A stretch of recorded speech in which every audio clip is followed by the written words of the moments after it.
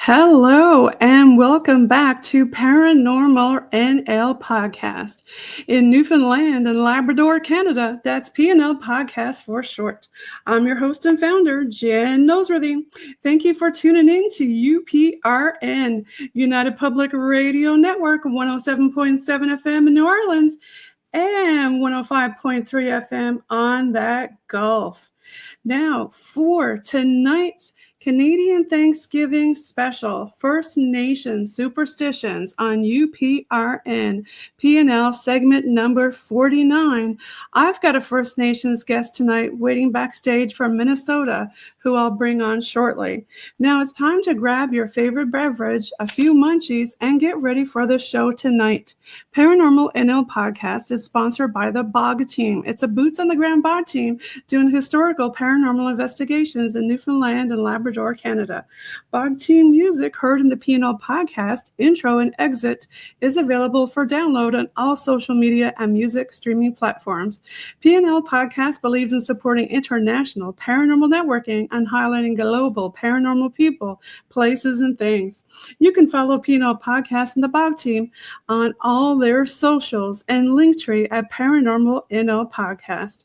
Check out their merch and smash that subscribe button. Now, in honor of tonight's guest, I'd like to perform a land acknowledgement from First Light in the traditional language of the Newfoundland and Labrador people of Canada, where I reside.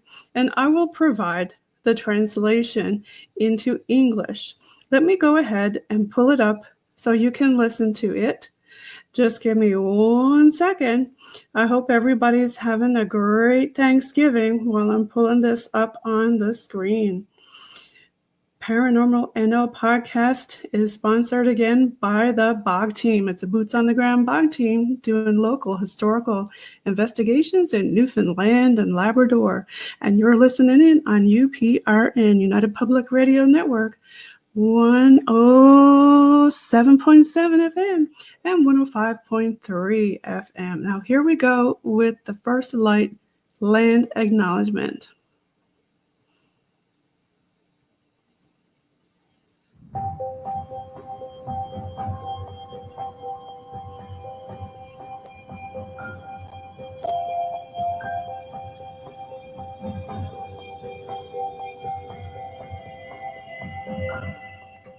St. John's is home to a rich, diverse, and vibrant urban indigenous community. Located on the ancestral and unceded territory of Nubiafic. The lands and waters in and around the city have traditionally served as a gathering place for Mi'kmaq. The broader region of Newfoundland and Labrador continues to be home to diverse indigenous peoples, including First Nation, Inuit, and Métis. We honor and pay respect to the past, present, and future caretakers of these territories. I say this 3 times. We honor and pay respect to the past, present, and future caretakers of these territories. We honor and pay respect to the future, past, present caretakers of these territories.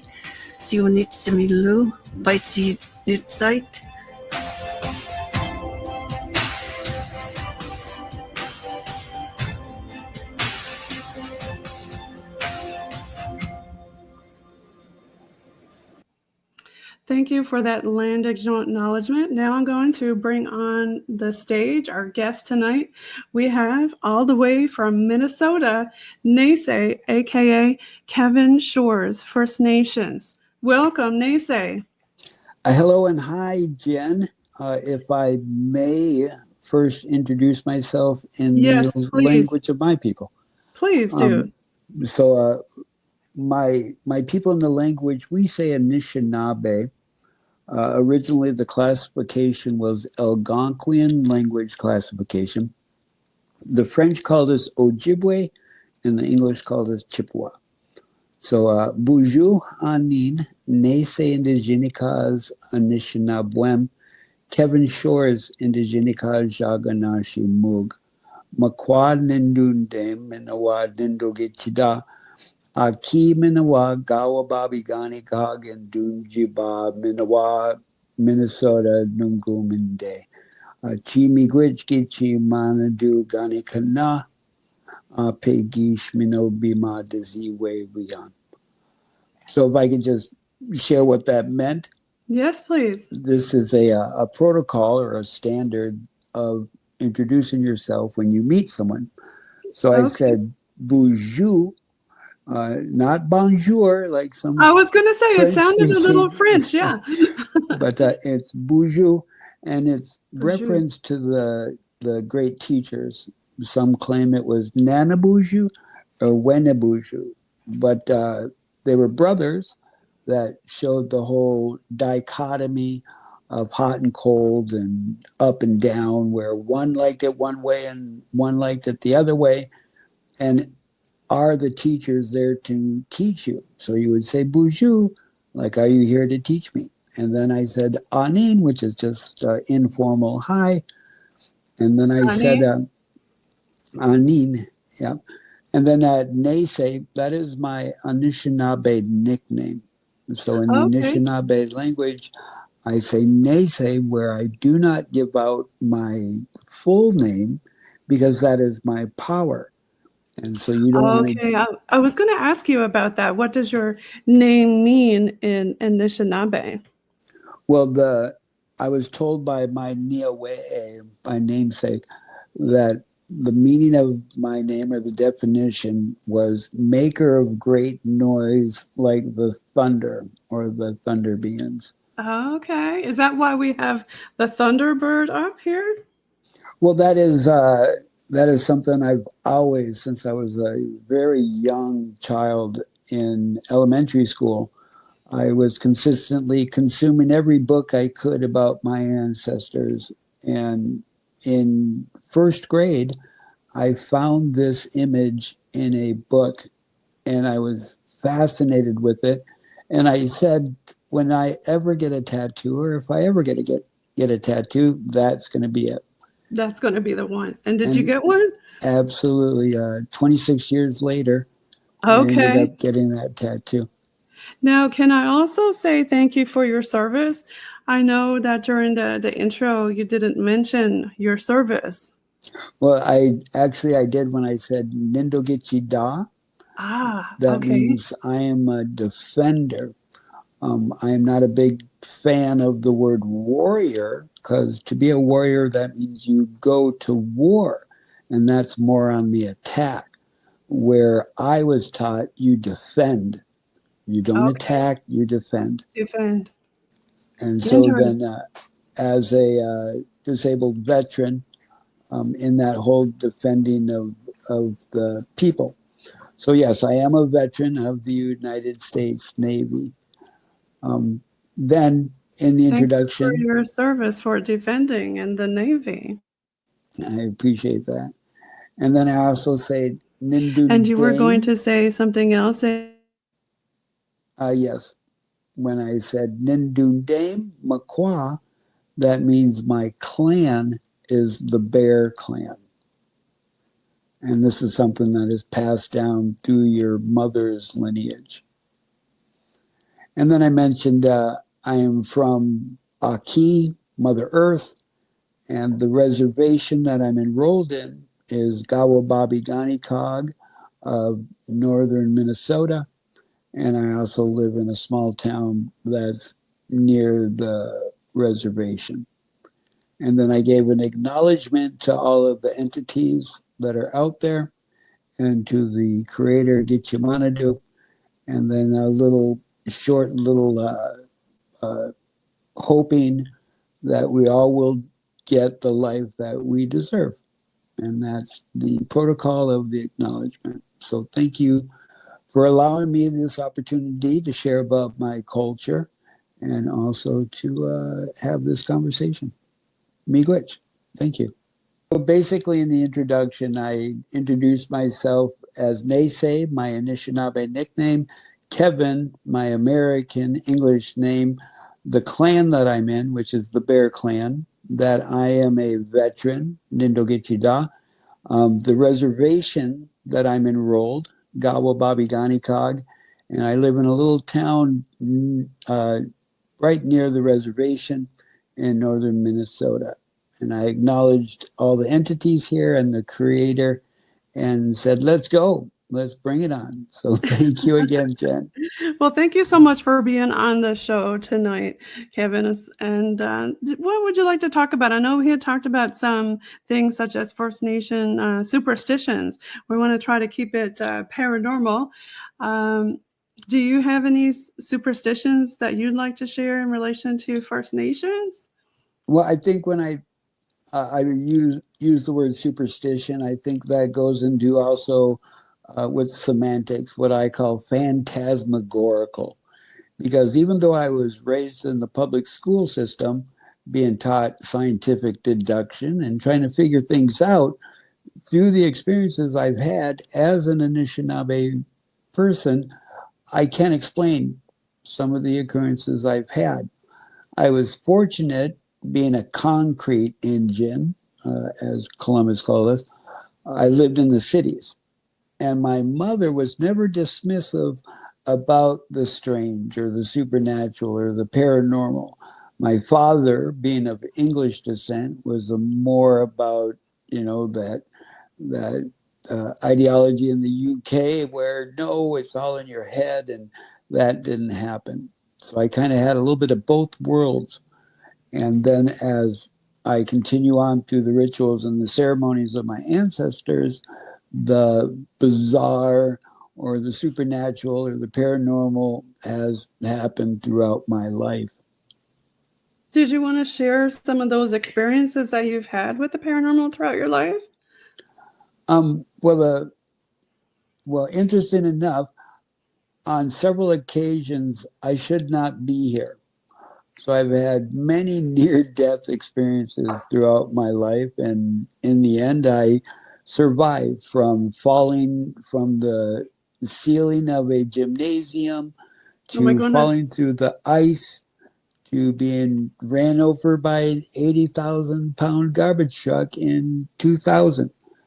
Wow. Oh, my goodness. So for whatever reason, I'm still here. And then there's been the occurrences of strange experiences where some may, within the vernacular, say ghost or spirits have, I don't know, possibly. That's the biggest thing. I'm okay with saying I don't know, but by some of the words that are used to describe it, some may say ghost, or again, the paranormal. Do you think that after Nese you had those experiences? A lot of people who I talk to say that, they have more paranormal experiences after they've had near-death experiences in their life. Well, from my recollection from a young child, the occurrences have happened. So as far as like in my younger days, everything was all copacetic, enjoying life as a little American kid, but still the strangeness occurred. Yet at that age, I didn't understand it. Okay. So what other different experiences have you had? Well, my favorite one is let me digress a little bit. So in the military, because of my service, I'm a disabled veteran. I'm confined. Thank you again for your service. Oh, appreciate that. So I'm confined to a wheelchair and I'm blind at this time. So when I started to get sick back in the 1990, when I started showing signs of being sick, because of my upbringing, being raised Lutheran, I at one point said I'd no longer want to be involved with church or this ideology. I always believed in the higher power, but it didn't make sense to me. And so when I became sick, like most people do, they question what's the existence beyond this. So I got involved with my native heritage and started doing the rituals and ceremonies. And this is where it started getting exciting, because the moment I went to a sweat lodge, which is a purification ritual, and it has many implications with it too. From the first time when I crawled into the sweat lodge and experienced that, I knew where I belonged. And one time during this experience, up the back left of my shoulder, I felt this heavy breathing and almost somewhat like a low growl. And Oh, I'm like, there's no way nothing can be behind me, because the little wigwam that you do the sweat lodge in is a little dome on the ground, and I right. was up against the wall. Okay. So I'm just kind of blowing this off and just going through the experience. After the lodge was over, they have a feast where we would eat.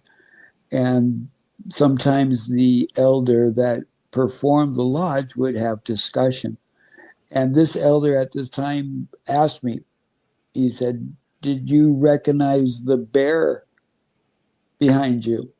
Mm. And I just, like, the hair on the back of my neck stood up and that shiver down my spine, because I'm like, yes, that's what it felt like, the presence of a bear. And then Well, he said, "You're Bear Clan, aren't you?" And I said, "Yes, I am." okay. Well, that's interesting. And That's so, yeah, absolutely.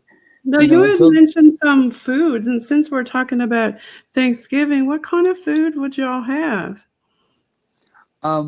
well, usually since it was Americanized, it was just, what people brought, kind of like a smorgasbord Okay. where Yeah. everybody would prepare. But as far as traditional foods, I will uh, always appreciate wild rice, which Wild I rice, my which I favorite. Mm. practically eat every day.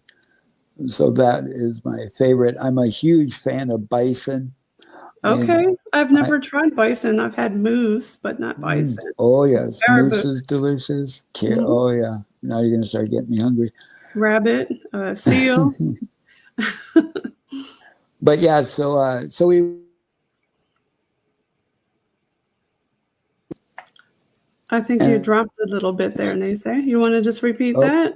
We were talking about different foods, and your call dropped. I think you're on a cell phone. That could be part of it. are you able to hear me again? Sorry about that. Yep, yep, I can hear you Did it now. again. So yeah, so during these ceremonies and rituals, people would gather, and we have certain times when we have these rituals and ceremonies. Some of them are accordance to the moon calendar, the full moon or the new moon. Okay. Also on the equinox and the solstice. There's Yes, because you wanted to record the show around the full moon, correct? the new moon, which The new is moon, yes, because this show is pre-recorded. So this is a new moon.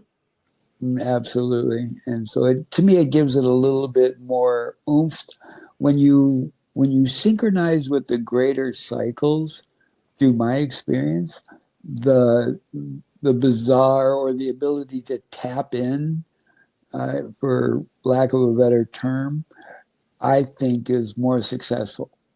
And the universe will give you the answers, but a lot of people are so distracted and bombarded by stimuli that they don't look for those answers. And I think when you do rituals and ceremonies in accordance with the greater cycles, i.e., the moon and the sun and their conjunctions, then that some people call it the veil of perception is is better. Yes, Uh, it gets thinner.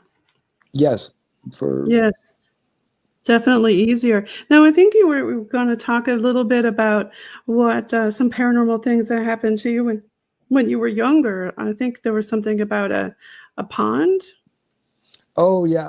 Well, actually, this goes into the UFO, I guess, category, which was always interesting too, because when I when I really got involved with my heritage, I've always been a kid raised on In Search of with Leonard Nimoy. I Okay. would I would ask elders, what about UFOs? What about extraterrestrials? And I don't recall ever an elder being dismissive. They would be like, what about them? And so then they would get the questions that I would present.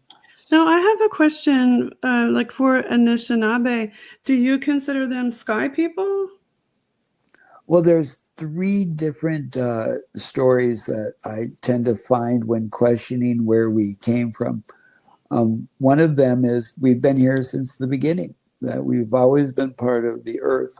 The other one is that we were brought here from somewhere else. And the third one is that we are the descendants of the Atlanteans when Atlantis went under. All of them are incredible in itself. Unfortunately, the difference between his story and history, things get muddled in history. So it's hard to decipher what is between the lines. And since we've lost a lot of our birch bark scroll interpreters and our great copper scrolls that have been taken from us in the earlier days of the invasion of North America, so there's So that's how discrepancies. you documented things on birch and copper? Well, yeah, there would be these great copper scrolls, which were just like big round circles. Okay. And on this would be etched symbols like iconography or hieroglyphics or pictographs or the such. And so then, because of the big copper scrolls were difficult to transfer, then there's a process of where you can take birch bark and you get it wet and it will lay out flat. And then you would etch these symbols into it, thus passing on the teaching, which was usually oral. And so Okay. then when the birch bark would dry up, it would naturally curl or roll up on itself, and it was called the birch bark scrolls.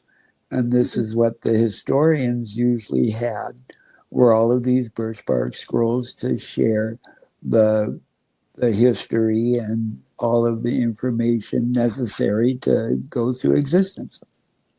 Were they stored in a special place? Usually they were kept by the historian. We have a When you say wonderful, historian, do you mean the elders? well, so as you went through your existence within the tribe, there are many different positions or spokes, which I like to use the metaphor of a bike wheel. So when you went through your puberty rites called a vision quest, then that experience of 4 days of fasting, sitting by yourself and calculating who you are, then you would come up with an idea of, well, I'd like to be a, a bow maker, or I'd like to make buckskin coats, or I'd like to go hunting, or I'd like to be a farmer, or whatever. And then you would share this with your parents, and then elders would be sought out to assist you in accomplishing what you want to be. Just like the idea of a protege or an attendant to a craftsman. Okay. So then Interesting. if so then if a tribal historian saw a child or met a child that was very good at retaining information, were very good as far as sharing with individuals, then they would be more likely to gravitate and say, hey, I think you'd be a good historian. And so then it would be passed on that way. It's, once you find the child's strength or gift, then you try to help that child. With great skill, you need practice for the skill to become better. And so when these attributes were found, then they were pushed to go for it. Follow your aspirations, follow your dreams, and participate as a spoke to the people. because for each of those spokes in the wheel, when they are fine-tuned and they're at their optimal perfection, then the wheel will roll in accordance. Okay, well, that makes perfect sense for sure. So, getting back to your story that you were going to tell when you were a child about the pond, do you want to talk about that? Yes. So as a child, where I grew up, there was a hill that you went up the hill, and over the hill was a cul-de-sac, and no cars could get into the cul-de-sac. So all of us kids in the neighborhood would play in the cul-de-sac. And the rule was when the street lights came on, everybody had to head home. Well, it was getting close to that time of dusk.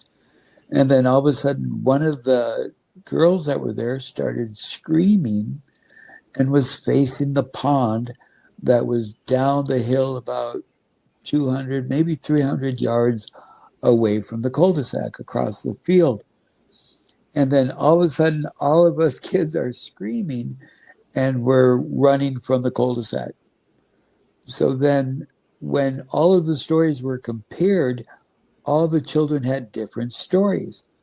My Okay, story was that I saw something coming from the surface of the water and breaching the surface like a whale, when a whale will breach the surface. right. And I thought it was something scary like a monster. And it was so devastating. For the following nights, my parents would have to walk me up to the top of the hill and show me the pond, that everything was fine and everything was safe. So fast forward in time, when I could see, the remake of Willy Wonka and the Chocolate Factory came out with Johnny Depp, that one. And within it, they had this scene where they showed UFOs dropping a tube into the chocolate river and sucking up the chocolate. So when that image hit me, all of a sudden I get this intense feeling and like a flashback that what I thought I saw was actually feasibly a craft that was hovering over the pond and sucking up water. Wow. Like Interesting enough, okay. Yeah, because interesting enough, that's another theory that the UFOs suck up water, right? And what were you going to say after that? well, that's what I was going to allude to, because I recall now that in the early 70s, when this occurrence happened, that there were several sightings of crafts above bodies of water and apparently sucking up water. Yeah. And these other children who were with you later on in life, did you talk with them, or did they remember or get triggers about what they saw? Well, my brother remembers the occurrence and everybody getting scared, and he remembers he was a couple of years older than me. So he remembers having to walk up to the hill to look at the pond. That he remembers that, but the specifics he doesn't remember. And did any of the kids draw any pictures about what happened? No, but it was discussed amongst the parents, which I learned later, that all of the parents were having the same challenge, that the children were afraid of the pond. Wow. Now, later on, we had talked before about you being in the Navy. Uh, what do you think about what you saw? I mean, you know a lot about ships and things like that, obviously, especially water. Did you see anything else while you were in the Navy that was strange or Uh, paranormal? Absolutely. And I'll share that one also. So one of my best friends was a singleman. So he lived on his description of his job was singling other ships, either by semaphore, Morse code, or flags. And they also were part of this search, and they would sit out there with binoculars and scanning the horizon.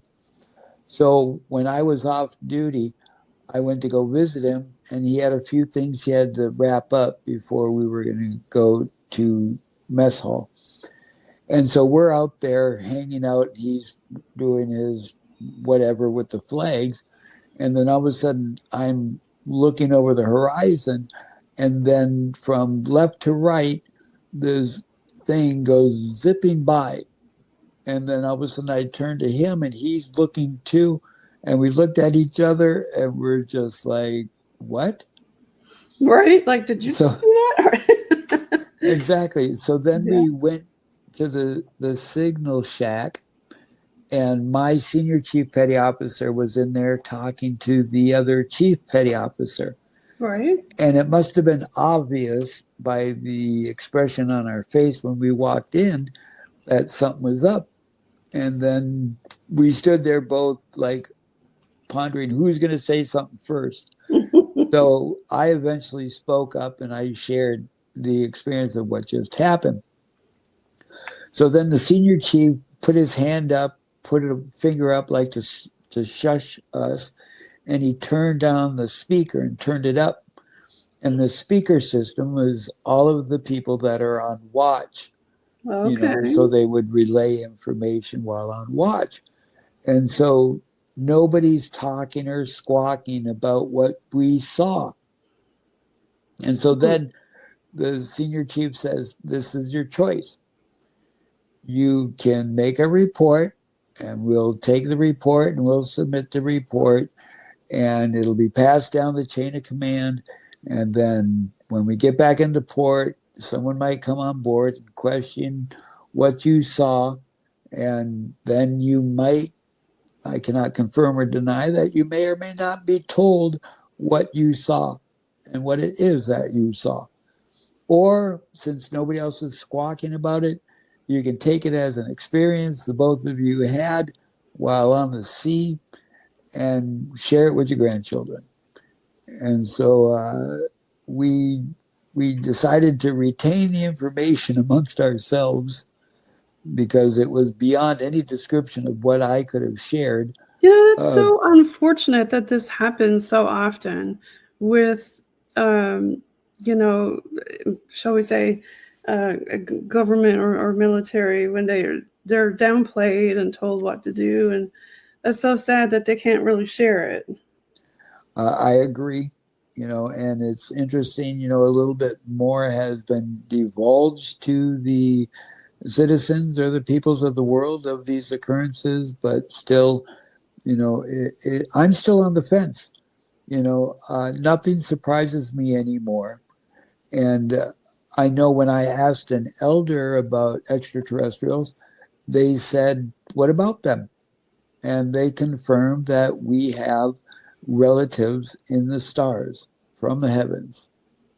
Well, yeah, for what I understand, indigenous First Nations, that's in your history, your oral history.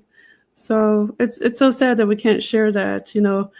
It's getting a little bit better, it seems like. But have you talked about any of your friends from the military since you retired? Oh no, it's been 36. Been a while, hey. 36 years ago now. Yeah. So you've experienced a lot of different phenomena.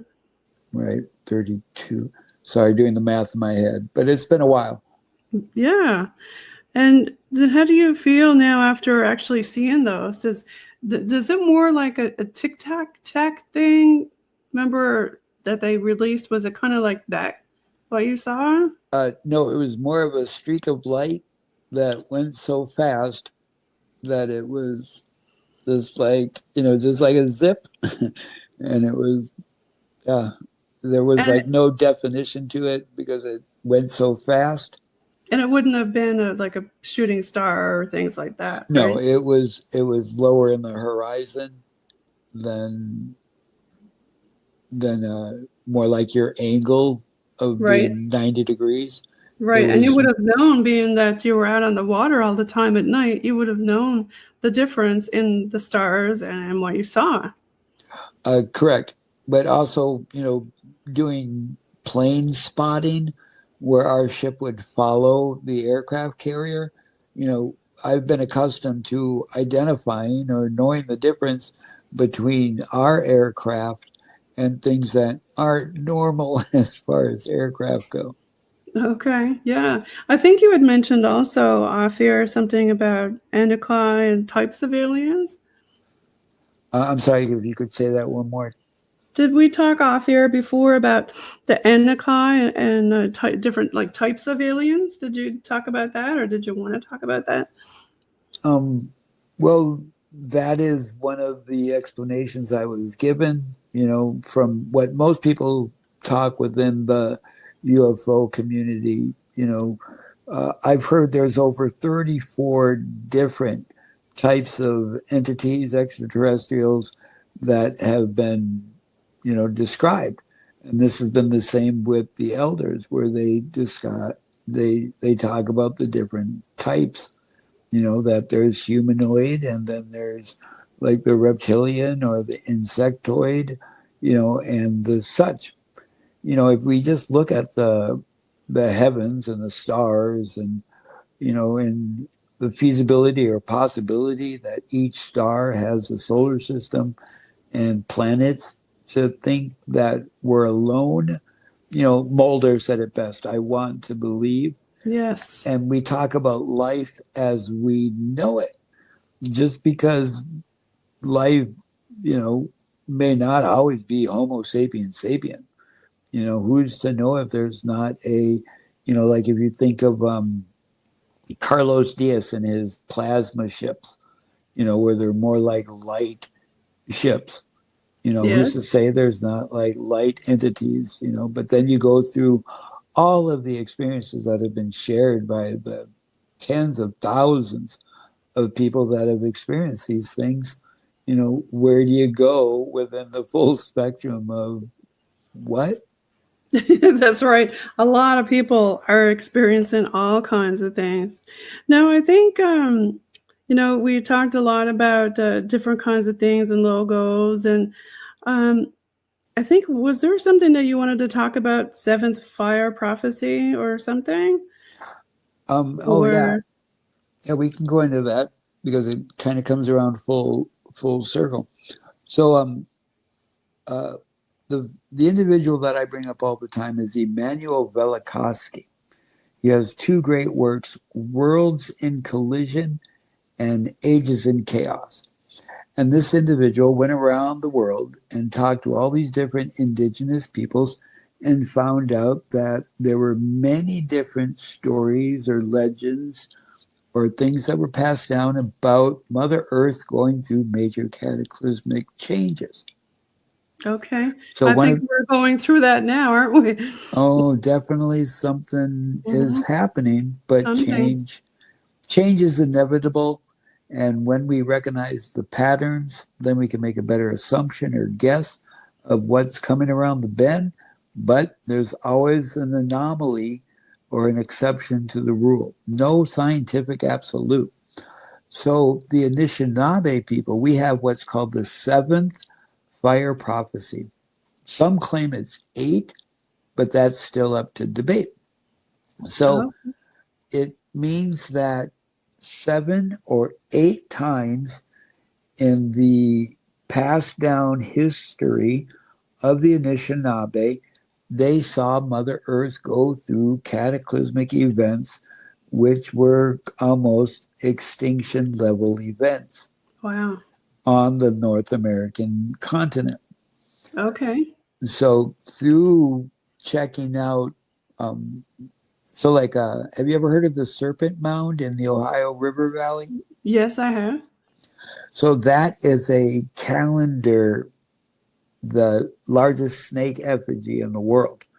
Isn't that related to Mayan, or I'm trying to think about what culture?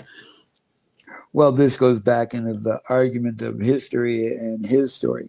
I have proclaimed that my ancestors have been on the North American continent over 70,000 years, and they were the ones that were considered the mound builders, or also those that built the Serpent Mound. Wow. Through my research, prior to 1300, the totality of the East or the territory east of the Mississippi River were the territory of the Anishinaabe people, Okay. the entirety of North America. Interesting enough, being on the precipice of Thanksgiving, there was no accident that the border between Canada and the United States was almost perfectly dividing the Anishinaabe discussed territory from the Iroquois Confederacy and the treaty of the such. And so the distinguishing what was what prior to his story and history, again, is a very difficult challenge reading between the line. Because going to university and reading all the literature pertaining my ancestors, there's several contradictions to the teaching orally by the elders. We have what's called the Meday Lodge, and they are the keepers of the history. They're the ones that continue to read the birch bark scrolls and share in the lodge those teachings, which is a membership thing, but anyone can join the Meday Lodge. So it's not like a secret society. It's just a society of those to retain the history of the people. Retain the knowledge, yes. Correct. Yeah, so the Serpent Mound as a calendar was utilized to measure the shadow of the sun and the shadow of the moon at certain times of the year. And by that shadow falling upon the curve of the snake, when the alignment was witnessed, they would pay attention to the heavens because it would mean we're on the precipice of the fire prophecy. Okay. So going back to Immanuel Velikovsky, there is a common around the world of what people call Nibiru, wormwood, the red dragon, the blue kachina, Planet X, the Hopi prophecy. So all of that is different titles, the semantics, but the fact of the matter is that a critical point, something happens on Mother Earth, which is beyond the normalcy.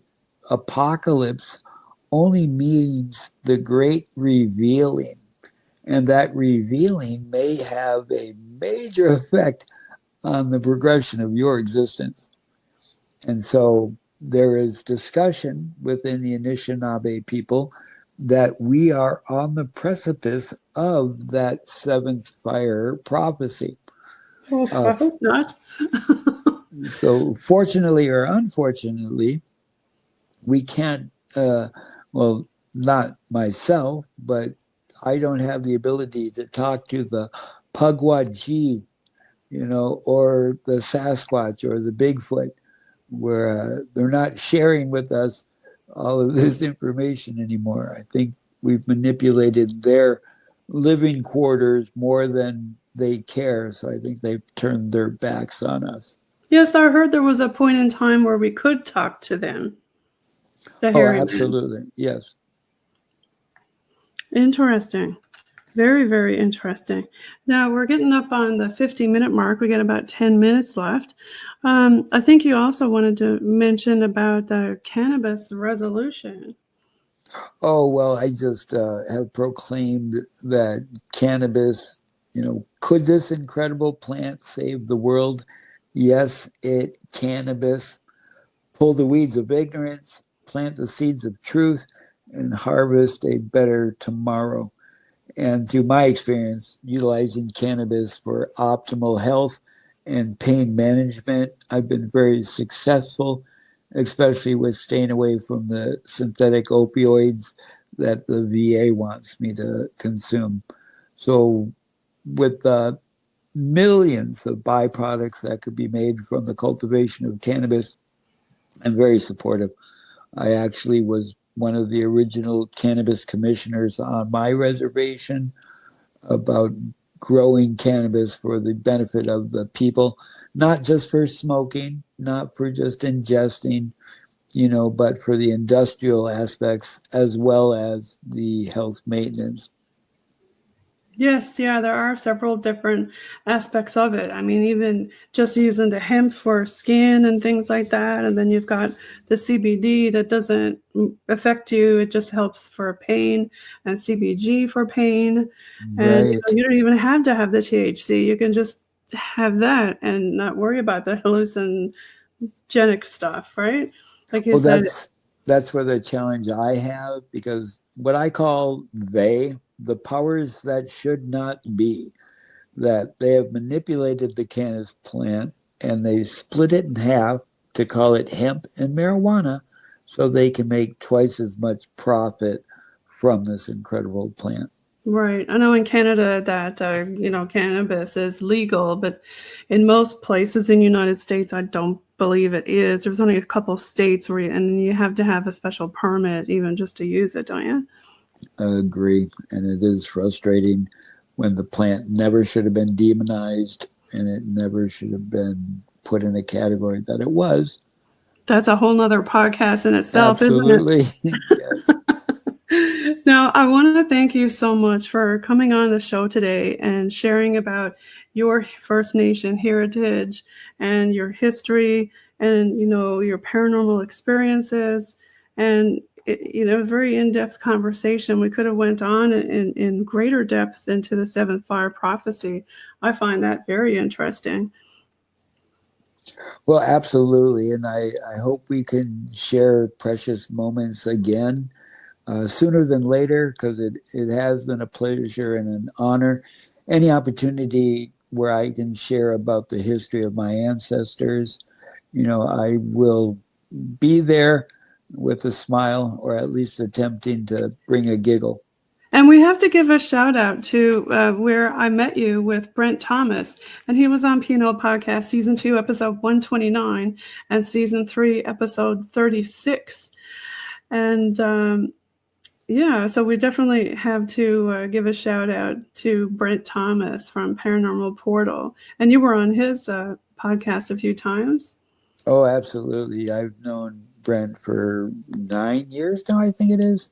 And I think I was there on his very first or second podcast he ever did.